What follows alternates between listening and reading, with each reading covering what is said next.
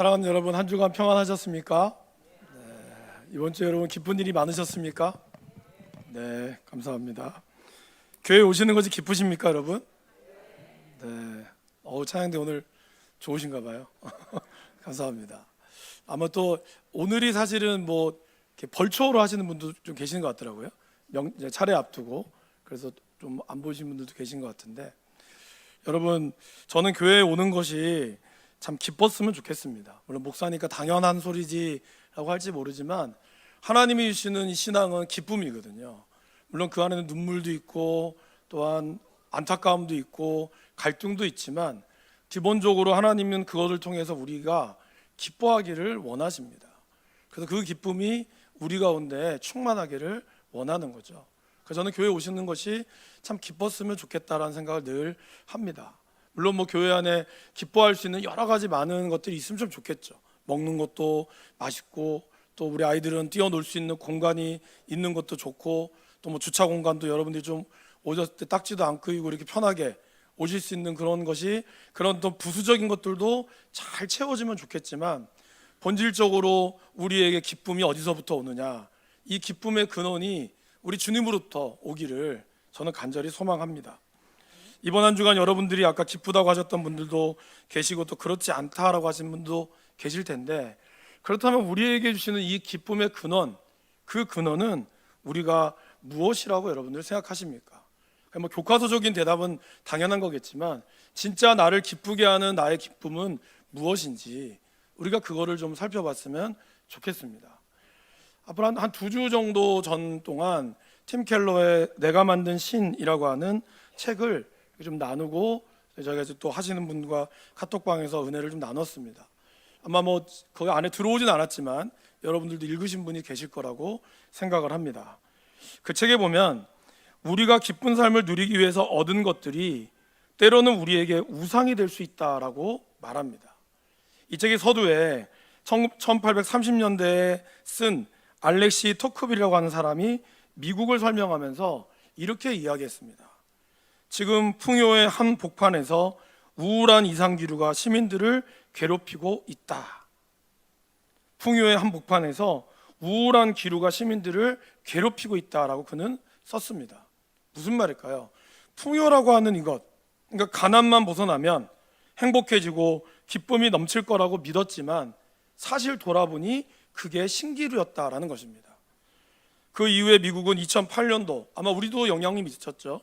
서브프라임 모기지론이라고 하는 어마어마한 사태로 인하여 미국의 경제는 하루아침에 위기를 맞이했습니다. 근데 위기를 맞이한 게 중요한 게 아니라 그것 가운데 그 돈을 관리했던 사람과 회사들, CEO들이 스스로 목숨을 끊는 일이 엄청나게 많았다라는 것이죠. 사실 우리도 IMF 때 그런 일이 있었죠. 그런 아픔들을 겪었다라는 것입니다. 아마 여러분들 중에도 돈만 있으면, 내가 어디에 취직만 하면, 아파트에 당첨만 되면, 복권에 당첨만 되면, 내가 주식이 올라가기만 하면, 내가 좋아하는 팀이 우승만 한다면, 그래서 내가 원하는 것들이 무엇이 됐든지 충족시키기만 되면 나는 정말 기쁠 거다라고 생각하는 분들이 계십니다. 물론 그 기쁨을 무시할 수는 없죠. 그것도 물론 당연히 우리에게 줍니다. 그러나 그것이 정말 우리의 근원적인 기쁨이 될까요? 여러분, 우상숭배 하면 뭐가 떠오르십니까? 많은 사람들이 우상숭배 하면 이렇게 뭐 불상 같은 데나 아니면 뭐 산 같은 데다가 뭘 해놓고 비나이다 치성을 드리는 그것으로만 생각을 하는 경우들이 있습니다. 뭐 그것도 당연히 우상숭배라고 볼 수 있죠. 사도행전에 보면 바울이 아테네라는 곳에 가서 그가 그 도시에 가서 보니 수많은 이런 우상들이 널려 있는 것을 보고 그가 격분했다 그래요. 그래서 아레오바고, 우리 지금 광장이죠. 광장에 가서 사람들과 막 이야기를 해죠. 당신들이 정말 평소에 종교심이 많군요. 그 종교심이 많은 걸 보니까 알지 못하는 신에게라고 하는 이러한 제단도 있는 것을 봤습니다 하면서 바울이 복음을 전했던 모습이 나옵니다. 여러분, 그 이야기를 들으면 어떻죠? 그래, 그렇게 하는 우상숭배지. 나는 그렇게 하지 않아. 우리는 십계명의 제일 첫 번째 계명을 알고 있습니다. 뭘까요? 너는 나 외에 다른 신들을 만들지 말라. 당연한 거겠죠. 그런데 아덴 사람들을 우리는 보면서 우리는 당연히 우상 숭배를 하지 않는다고 이야기하실 것 같지만, 겉으로 보기에는 우리가 우상을 섬기는 듯 하지 않는 것 같지만, 어떤 많은 학자들이 얘기합니다. 현대 그리스도인들은 고대인들보다 우상 숭배의 유혹에 더 많이 노출되어 있다라고 얘기합니다. 왜냐하면 눈에 보이는 것보다 눈에 보이지 않는 우상이 훨씬 더 위험하기 때문이다라는 것이죠. 사진 하나 보여주실까요? 여러분, 저 사진이 뭔지 아십니까? 저희가 미국 맨하탄에 있는 월스트리트, 바로 경제의 가장 중심가에 있는 골든 불라고 하는 황금소가 이 월스트리트 한 가운데에 딱 있습니다. 근데 여기에 관광 코스라고 해요. 근데 저게 숫소기 때문에 저 숫소의 중요한 부위를 만지면 부가 딸려온다라는 미신이 있다고 합니다. 그래서 많은 관광객들이 가면 거기를 어떻게든지 한 번이라도 만지고 사진을 찍어보려고 그렇게 애를 쓴다라고 합니다. 우리가 알고 있는 것처럼 미국은 적어도 청교도의 사람들이 메이플라워를 타고 신앙의 자유를 찾아왔다라고 우리는 알고 있습니다. 그리고 미국의 이 세계를 움직이는 가장 경제의 중심지, 어쩌면 모든 것들이 숫자로 머리로 움직여지는 저곳에, 저 한복판에 저런 우상이 있다라는 것이죠. 근데 문제는 어느 누구도 저걸 우상이라고 생각하지 않는다는 거예요. 아마 여러분 저기를 혹시 가신 분들은 저걸 가셔서 저것이 바울이 아덴을 보면서 격분했던 것처럼 여러분은 격분하셨습니까? 아니면 나도 저기 가서 사진 한번 찍어야지, 나도 저기 만져보면 부가 나한테 오지 않을까? 아마 그러면서 여러분들은 사진을 찍고 자랑하지는 않으셨습니까? 안 가보신 분들은 잘 모르겠고, 저도 안 가봤기 때문에 잘 모르겠습니다. 여러분, 우리는 우상을 안 섬긴다고 생각하지만 사실은 우리 안에 수많은 우상들을 섬기고 있다라는 것이죠. 아프로디테와 같은 동상 앞에 무릎을 꿇지 않을지는 모릅니다. 그러나 오늘날 많은 사람들이 남녀 상관없이 외모와 몸매에 과도히 집착한 나머지 우울증과 섭식장애에 시달리는 경우들이 있습니다.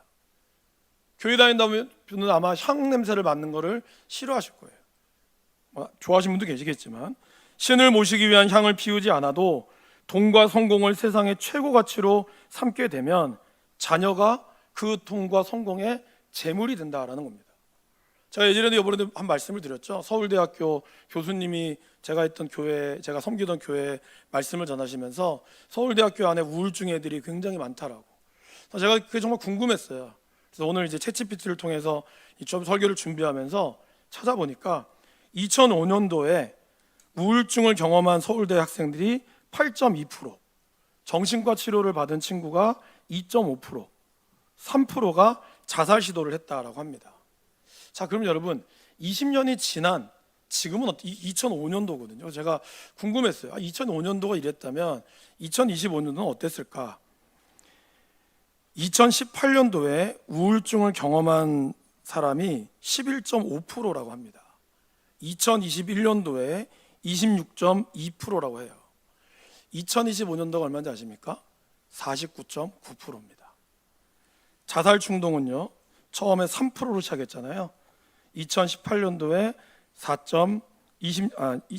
11.5%였고요.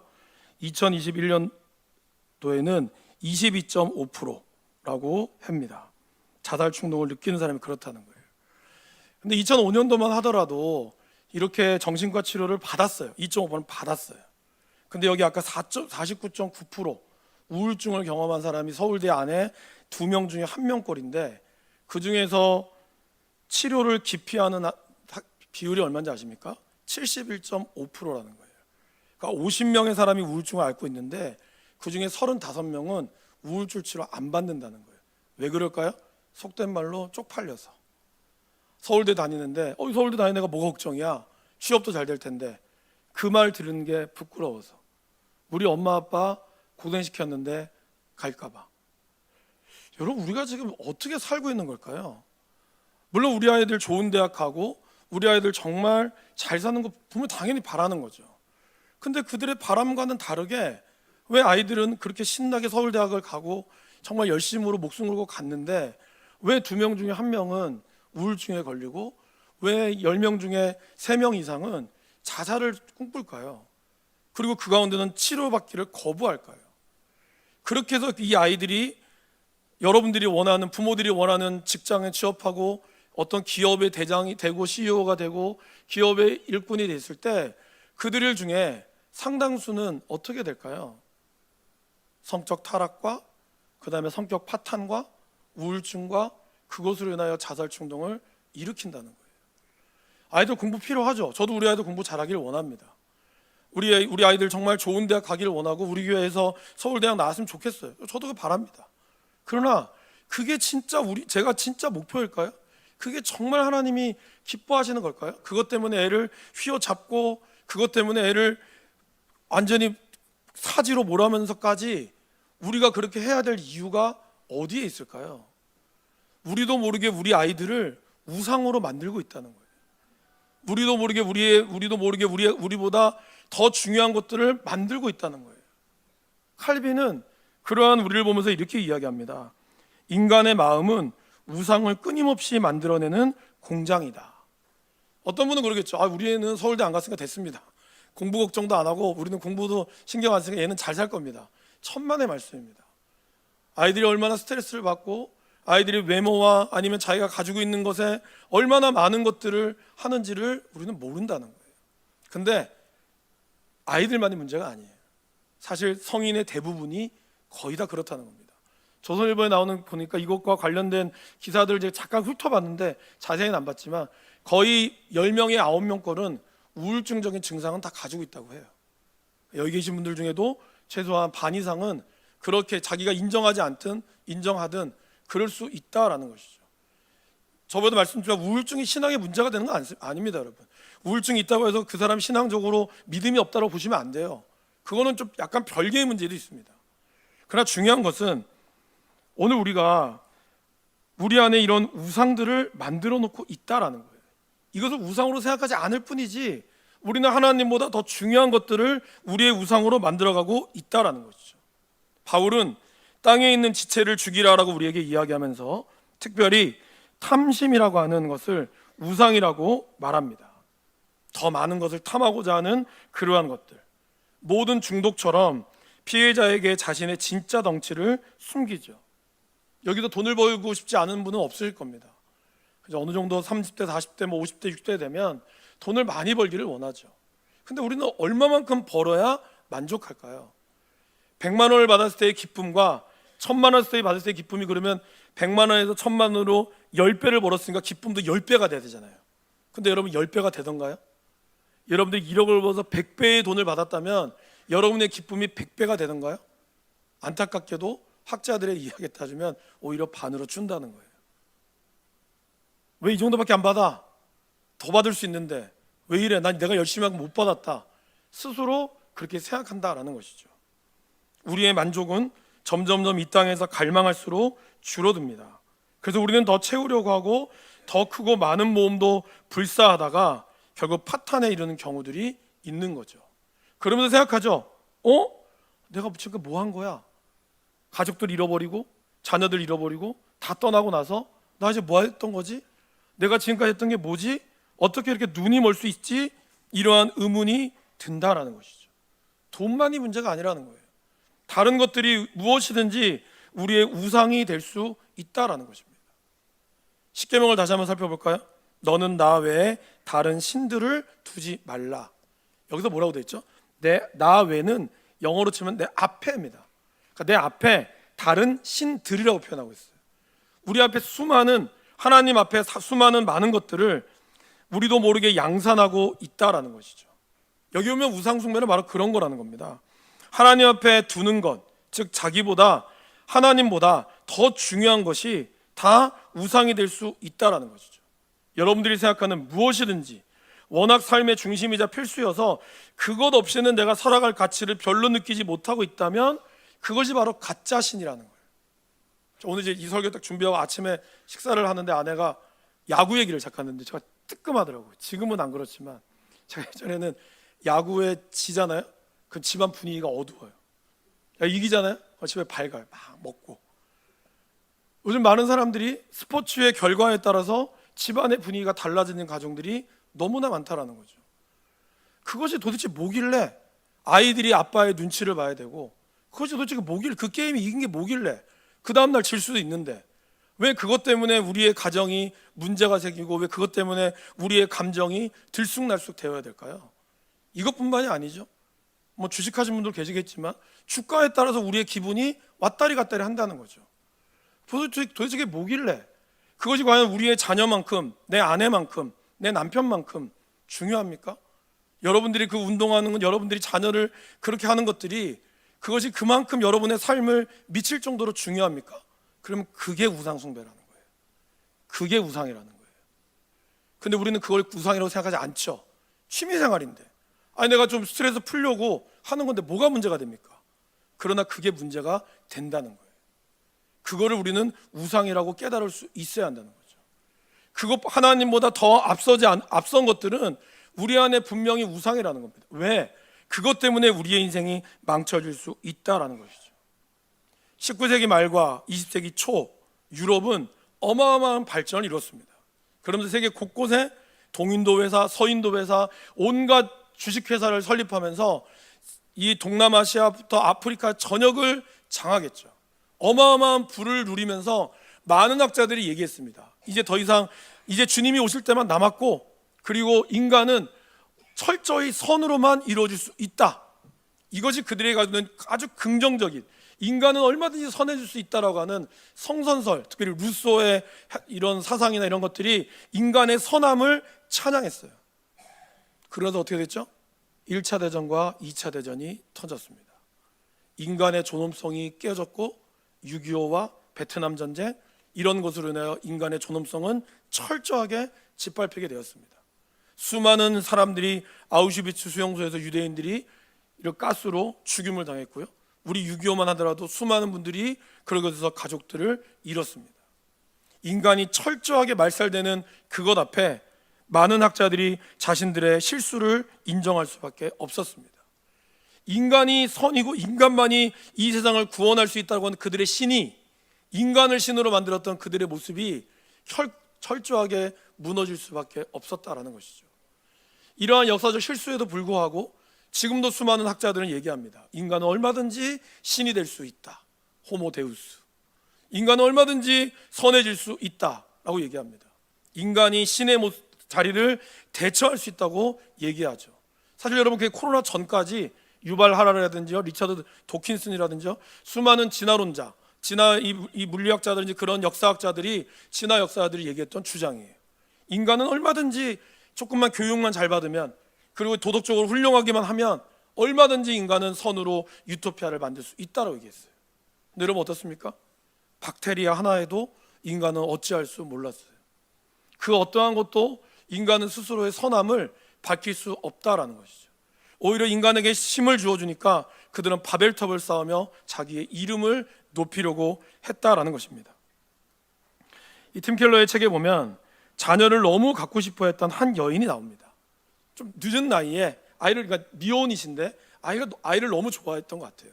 그러면서 아이를 갖고 싶어 했고, 그러다가 이제 좀 늦은 나이지만 결혼을 했고, 그리고 정말 감사하게도 건강한 두 아이를 낳았다고 합니다.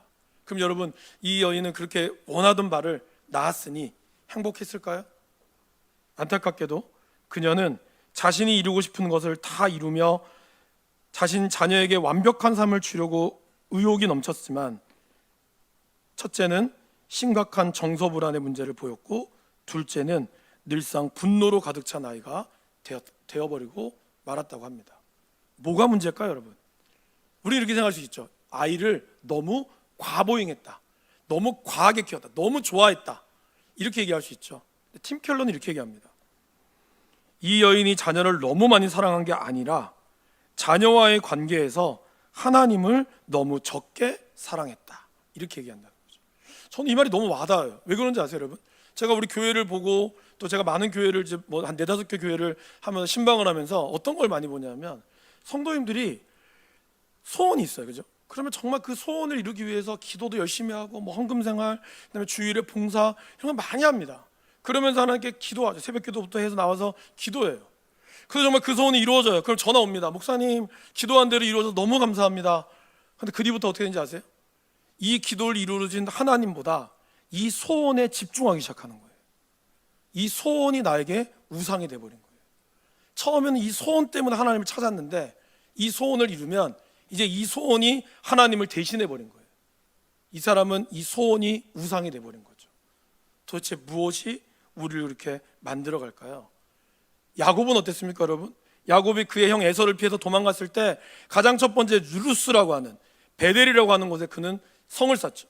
그리고 하나님, 내가 다시 건강하고 부자가 되어 돌아오면 이곳에다가 하나님의 집을 짓겠습니다. 근데 어떻게 했죠? 20년 만에 돌아왔을 때 야곱은 거기다가 집을 짓지 않았죠. 그의 양과 염소와 어마어마한 가축이 잘 살 수 있는 곳으로 그는 이동해서 거기서 살았습니다.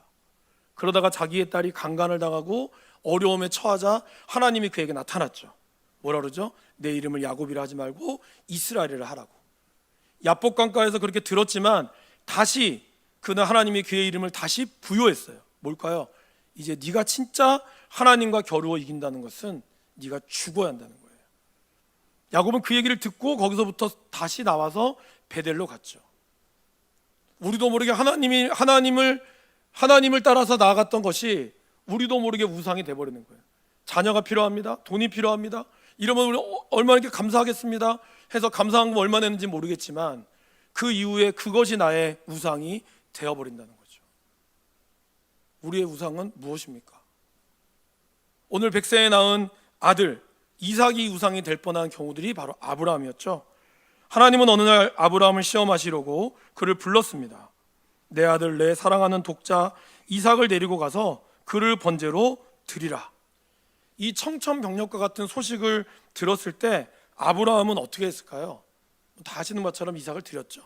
이 걸음이 사실 결코 쉽진 않습니다. 오늘은 제가 그 얘기를 자세하게 드리진 않겠지만 어쨌든 결론적으로 아브라함은 순종했습니다. 근데 여러분, 아브라함이 순종했을 때 하나님께서 이삭을 살려주겠지라고 해서 그가 뜸을 들였을까요? 아닙니다. 성경을 자세히 보시면 하나님은 아브라함은 모리아산에 진짜 이삭을 결박했다고 나와요. 그리고 손을 내밀어서 그 칼을 잡고 그를 죽이려고 했습니다. 실제로 그는 이삭을 죽이려는 모든 동작을 다 취했어요. 탈무드에 보면 아들을 죽일 수 없는 아버지의 마음을 알고 이삭이 자기 몸을 묶었다고 나와요. 많은 분들이 궁금해하시더라고요. 이때 이삭의 나이가 몇 살이었냐고. 여러분 몇 살쯤 됐을 거라고 생각하세요? 7살, 8살? 천만의 말씀입니다. 10대에서 20대 사이입니다. 그 말은 뭘까요? 얼마든지 힘으로 이길 수도 있고, 그리고 여러분 이때면 이제 아버지 아브라함 입장에서는 아들한테 모든 걸 물려주고 자기는 편하게 살려고 마음먹은 나이라는 거예요. 근데 갑자기 이삭을 바치라고 했어요. 이 모든 순간 앞에 이삭이 스스로 묶었다는 겁니다. 오히려 아버지가 주저하자 성경이 이렇게 다른 데도 이렇게 나옵니다. 아들이 하나님의 뜻이라면 저는 가겠습니다. 묶었다고 표현해요. 이러한 모든 상황 가운데 하나님이 어떻게 하시죠? 같이 한번 읽어보겠습니다. 아브라함아, 아브라함아, 그 아이에게 내 손을 대지 말라. 그에게 아무 일도 하지 말라. 내가 내 아들 내 독자까지도 내게 아끼지 아니하였으니 내가 이제야 내가 하나님을 경외하는 줄을 아노라. 여러분, 하나님은 하나님보다 더 사랑하는 것이 그 사람의 인생을 망칠 거라는 것을 너무나 잘 알고 계세요. 하나님은 질투의 하나님이시지만 단순히 하나님이 질투가 많기 때문에 이걸 싫어하는 게 아니라 결국 하나님보다 더 사랑하는 인생은 멸망 가운데 있을 수밖에 없다라는 것을 누구보다 잘 아신다는 거예요.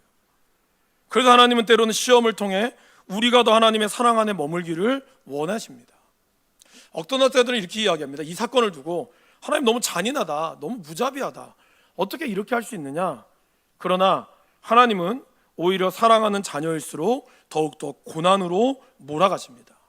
그러면서 그 속에서 정금과 같이 만들어 주기를 원하신다라는 것이죠. 히브리서 12장 10절에서 12절 말씀을 필립스 성경을 의역해서 준비했는데 한번 들어보시겠습니다. 아버지는 자녀가 자라는 짧은 유년기에 제 생각에 따라 자녀를 훈육합니다. 그러나 하나님은 우리를 거룩한 사람으로 만들려고 우리가 잘 되도록 꾸짖으십니다. 꾸지람을 듣고 기분이 좋은 사람은 분명히 없습니다. 사실 불쾌합니다. 그러나 훈계가 끝나면 꾸지람을 달게 들은 사람들은 조용히 성품이 선하게 바뀝니다. 그러니 느슨해지는 손을 꼭 쥐고 떨리는 무릎에 다시 힘을 주십시오. 아브라함이 죽은 이후에 이삭의 삶은 어땠습니까? 나를 죽인 아버지, 죽이려고 했던 아버지, 못된 아버지, 그런 트라우마 속에 그가 살았을까요? 천만의 말씀입니다. 오히려 이삭은 하나님을 묵상하며 누구보다 강한 사람이 되었습니다. 주변의 민족들이 이삭의 부를 시기했잖아요. 막 100배가 되는 부를 누리니까 이삭이 가는 곳마다 그가 판 우물들을 다 빼앗았어요. 이거 우리 거야. 그러면서 막 못되게 굴었어요. 그때마다 이삭은 어떻게 했죠? 물러났습니다. 물러나서 또 다른 곳에 팠어요. 또 뭐라 하니까 또 팠어요. 그러고 나서 나중에 마침내 그 지역의 왕이 그에게 찾아와서 말했죠. 여호와께서 너와 함께 계심을 우리가 분명히 보았으므로 우리의 사이 곧 우리와 너 사이에 맹세하여 너와 계약을 맺으리라. 그 다음 뭐라 그러죠? 너는 우리를 해하지 말라. 너는 여호와께 복을 받은 자니라. 이삭이 뭐 했는데요?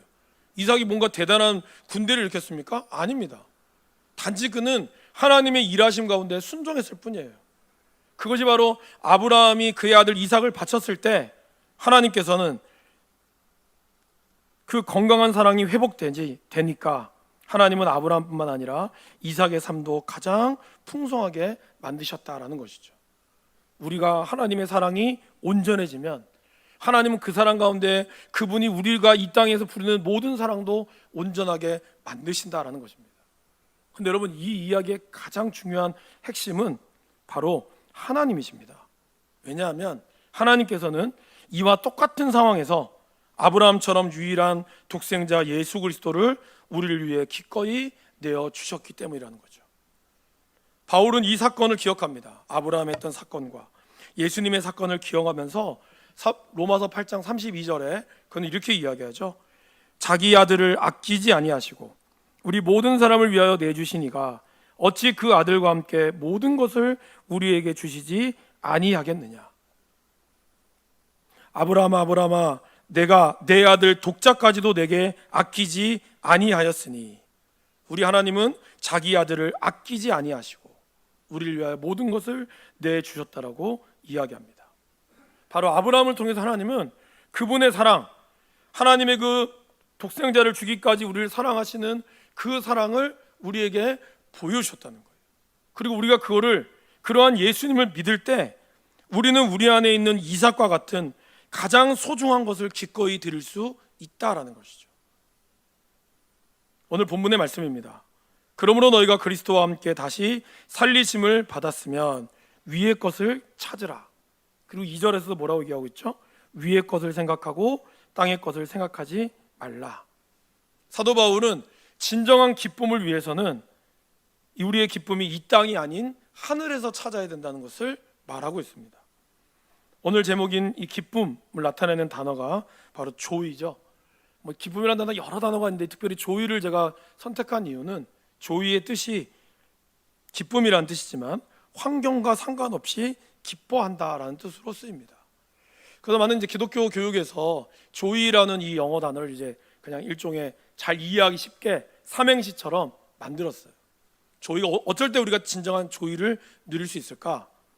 첫 번째, Jesus first, 예수님을 첫째로. 두 번째, others second, 다른 사람을 둘째로. 마지막, yourself last, 자신을 마지막으로. 하나님을 가장 첫째로, 그 다음에 다른 사람을, 그리고 나를.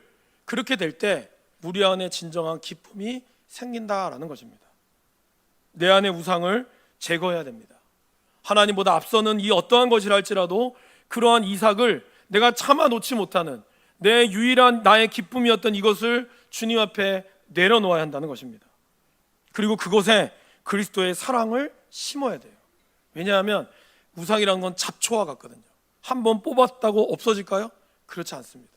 또 그곳에 그리스도의 사랑이 심겨지지 않고 거기에 십자가를 세우지 않으면 또 잡초처럼 일어나는 것이 우상이라는 것이죠.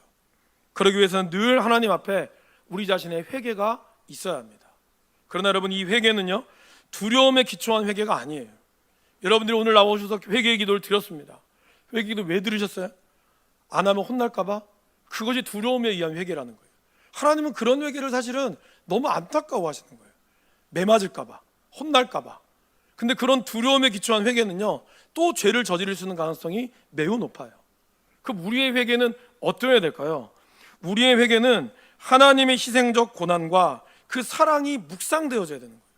나를 위하여 이 땅에 오신 그 예수님의 그 십자가가 묵상이 돼서 나의 죄 때문에 아파하실 그 주님, 그 때문에 못 박으실 그 십자가의 고난이 묵상이 되면 우리는 이제 이 죄를 미워하게 된다는 거예요. 그 회개를 하나님은 원하시는 거예요. 이 회개 너머에 하나님과의 관계가 회복되는 기쁨의 회개. 그래서 제가 처음에 신앙생활의 기쁨이라는 얘기가 여기 있습니다. 우리가 회개를 하고 나아가지만 그 회개가 두려움에 하나님한테 안 맞으려고 그렇게 해서 마지못해 드리는 회개가 아니라 이 회개 너머에 하나님과의 관계가 다시 회복되고 내가 이 죄를 완전히 미워해서 온전히 승리가 되는 그러한 회개. 하나님은 그것을 기뻐하신다라는 것입니다. 이 과정은 평생 걸린 일입니다. 사도 바울처럼 매일매일을 나는 죽노라, 그럴 때 일어날 수 있는 모습이라는 거죠. 사랑하는 여러분, 매일매일 나를 위하여 죽으신 이 십자가를 우리가 묵상할 수 있기를 바랍니다. 내 앞에 하나님보다 더 중요한 것들을 우리가 주님 앞에 내어드리고 그곳에 하나님의 십자가를 여러분들이 꽂을 수 있기를 바랍니다. 그 진정한 기쁨이, 그럴 때 우리 안에 있는 이 진정한 기쁨이 우리의 삶을 가득 채워가게 될 줄 믿습니다. 함께 기도하겠습니다. 주님 안에 기쁨이 있음을 우리가 고백하기를 원합니다. 하나님을 믿는다고 하지만 하나님이 주신 것에 내가 초점을 맞추고 있지 않습니까? 그 우상을 내려놓으셔야 합니다.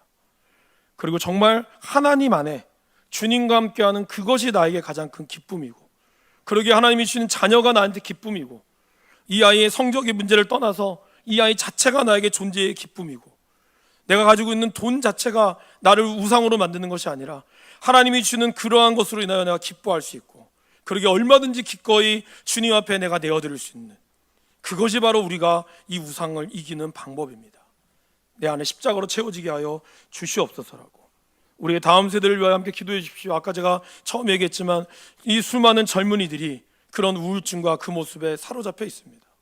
정말 이 아이들은 뭘 꿈꿀까요? 우리가 그렇게 원하는 대학을 갔는데 왜 이들은 몰두 때문에 우울해 할까요? 무엇 때문에 이 아이들은 그것 때문에 자살을 꿈꿀까요? 이 아이들에게 정말 필요한 게 뭐겠습니까? 복음입니다. 예수님의 이 복음, 이 청년의 때, 말씀의 때에 들어가게 하여 주시옵소서라고 우리 이 시간 말씀을 기억하시며 함께